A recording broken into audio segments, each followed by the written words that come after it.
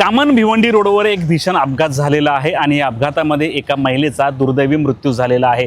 मोटरसायकलवरून ही महिला जात असताना ती मागे बसली होती आणि तिचा तोल गेला आणि ती खाली पडली। दरम्यान त्याच काळात त्याच वेळेमध्ये मागून एक गाडी जात होती, तिच्या अंगावरून गेली आणि तिचा दुर्दैवी मृत्यू झाला। एकीकडे कामन भिवंडी रोडवर गेल्या 2 वर्षापासून काम चालू आहे, काँक्रिटीकरणाचं काम अत्यंत संथ गतीने आहे।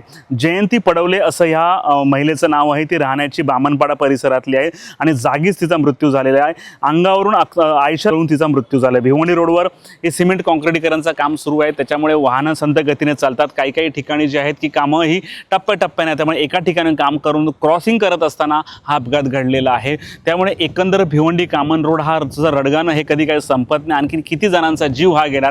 तर दुसरीकडे वज्रेश्वरी शिरसाड रोडवर देखील अशा प्रकारची वाहतूक कोंडी पाहायला मिळते। त्यामुळे वसई विरारकरांना ठाणा गाठायचं असेल, भिवंडी गाठायचं असेल, शहापूर गाठायचं असेल तर दोन्ही महामार्ग सध्या मृत्यूचे सापळे बनले। त्यामुळे ह्या महामार्गातून तुम्ही प्रवास करत असाल तर जरा सावधान।